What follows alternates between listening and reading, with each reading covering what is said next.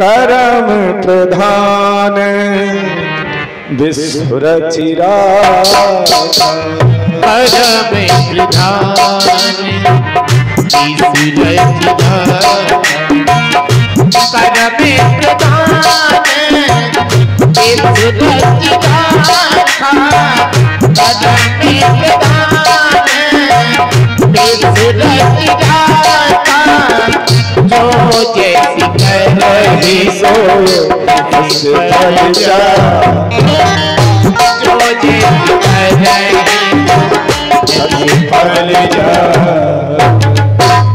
को न काऊ सुख दुखी करदा को हो ना काहू तो मैं दुख करदा को हो ना काहू तो मैं दुख करदा जे पेट कलम भोग करदा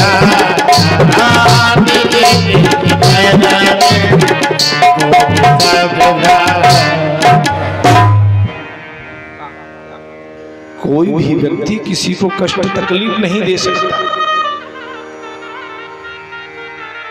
प्यारे भक्तों, जो कुछ भी मिलता है मुझे अपने कर्म से, को न काहू सुख दुख कर दाता, निज कृत कर्म भोग शिवदाता। मुझे जो भी कष्ट मिलता है मुझे वह अपने कर्म से मिलता है।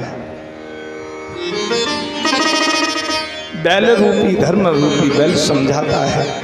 धर्मराज कहता है यदि कर्म की प्रधानता को मानूं तो मैं मेरा जन्म ही कर्म से हुआ है।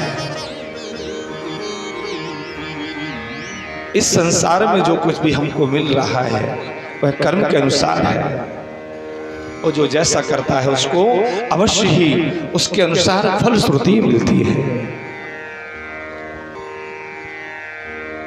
किसान यदि खेती करता है, बड़े सुचारू ढंग से कृषि खेती करता है और बीज को सच्चे ढंग से बोता है तो सुंदर फसल होती है। कोई व्यक्ति थोड़ी सी लापरवाही कर देता है, बीज बोने वाली जो मशीन होती है सीड्रिल, उसमें कोई मिट्टी का ढेला चला जाए उस पाइप में और उसमें फिर तुम सोचो कि बाद में इस जगह पर बोली फसल क्यों नहीं होगी। वो इसलिए नहीं होगी कि आपने उस जगह को, उस सीडल वाली नली को सही से चेक नहीं किया।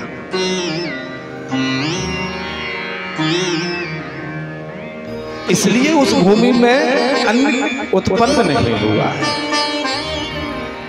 ऐसे ही हम जब कथा भागवत आदि हो, आप सोचे कि अभी तो 2, 5, 7 दिन का आयोजन होता है तो 7 दिन या लास्ट के दिन चले जाएंगे या जन्म उत्सव के दिन चले जाएंगे। अब जो 7 दिन में 2 दिन कथा सुनने आया, आप सभी लोग ठीक के बात कह रहे हो भगवान, लेकिन मैं उस व्यक्ति को ढूंढूंगा कैसे मैं, और ढूंढने का मैं प्रयास अवश्य करूंगा। इतना क्या करके राजा परीक्षित चले गए। एक विचित्र दृश्य है। एक लंगा, बड़ा लंबा सा, तगड़ा सा, मोटा सा भैया, हाथ में नग्न तलवार लिए हुए, काला काला चेहरा है, खड़ा हुआ है लेकर। एक पैर से बोले खड़े हुए बैल के उस चौथे पैर को काट रहा है, काटना चाहता है, काटना चाहता है। राजा परीक्षित आ गए। अरे तुम कौन हो? राजा परीक्षित को देख करके वो है चरणों में लुट गया। राजन क्षमा करे महाराज, क्षमा करे। राजा परीक्षित ने कहा तुम हो कौन ये बताइए पहले। और एक पैर से खड़े हुए इस बैल के इस पैर को काटने का प्रयत्न कर रहे हो। कली ने देखा परीक्षित मुझे मार देंगे, तुरंत चरणों में नाते गुड़ा केश यशोधराणा बद्धांजलि वै भयमस्ति किंचिन तुम मेरी शरण में आ गए हो तो मेरे दादा परदादा बाबा लोगों का ऐसा कहना है कि जो शरणागत हो जाता है उसको मारना नहीं चाहिए, भले ही शत्रु हो उसको क्षमा कर देना चाहिए। कली ने राजा के चरणों का स्पर्श किया, यही कारण है कि परीक्षित की मति भ्रष्ट हो। राजा ने उसे क्षमा कर दिया, लेकिन तुम हो कौन? बोले मैं कलयुग हूं। कलयुग हो तो जाओ, मेरी शरण में रहने का तुम्हारा अधिकार नहीं है, चले जाओ यहां से। कलयुग ने दोनों हाथ जोड़ करके प्रार्थना की, राजा हे महाराज जाऊं तो मैं कहां जाऊं?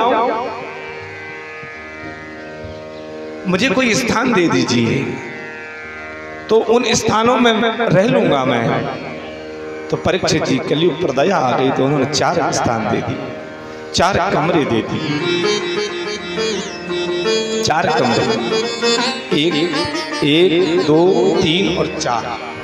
शरीर के माध्यम से भी श्रवण करें, कथा तो सुन भी रहे हो। 4 कमरे हमारे शरीर के माध्यम से, काम के प्रवेश करने के 4 मार्ग, आंख के द्वारा, कान के द्वारा, नाक से और जिह्वा से, स्पर्श से शरीर। 4 कमरे दे दिए। कौन से? द्यूतम पानम स्त्रियासु यत्रा धर्मश्चतुर्विधा। जाओ बोले जुआ खेलने में तुम्हारा वास, जहां जुआ खिलता हो, ताश पत्ती खिलते हो, तुम्हारा वहीं पर वास हो। अब देखो जहां यहाँ भागवत हो रही है, यहाँ कम हो गया, हर चौराहे पे बैठे हुए नीम के नीचे, बड़े पेड़ के, गांव में कहा सभी जगह की हालत खराब है भैया। जो द्यूत क्रीड़ा करता हो, जुआ खेलता हो, उनके घर में कपट के रूप में कलयुग का प्रवेश होता है। देखो जुआ ताश पत्ती जब भी खेला जाता है बिना कपट के नहीं खेला जाता। हाँ, आप बिना कपट के खेलोगे तो पांडवों की तरह हार जाओगे। मामा शकुनी ने खेला भैया कपट करके तो जीत गए। जुआ बिना कपट का नहीं खेला जा सकता, और बिना कपट के खेलोगे तो फिर घर मकान सब बेच दोगे। बोलो राधे राधे, बेचना ही पड़ेगा बिना कपट के खेलोगे।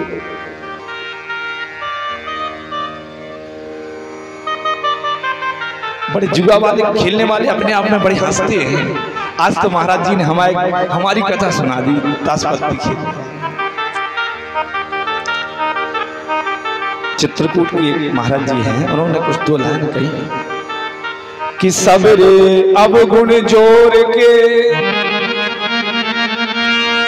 सबरे अवगुण जोर के,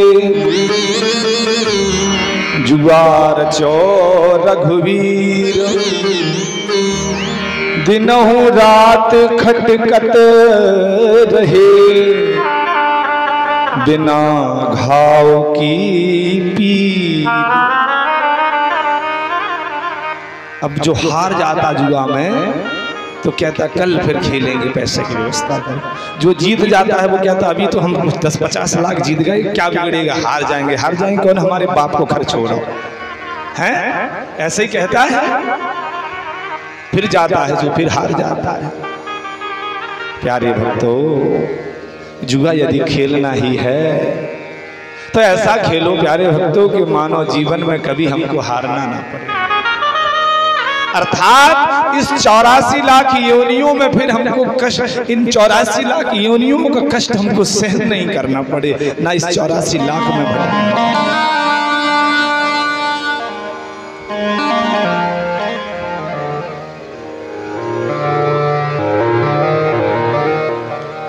विज्ञानंद जी महाराज कभी रात में 12 बजे बैठ जाते थे और कहते थे क्या, समझ बूझ दिल खोज प्यारे, आशिक होकर सोना क्या, जिन नैनों में नींद नहीं, तकिया और बिछोना क्या, रूखा सूखा राम का टुकड़ा, चिकना और सलोना क्या, कहते कमाल प्रेम की।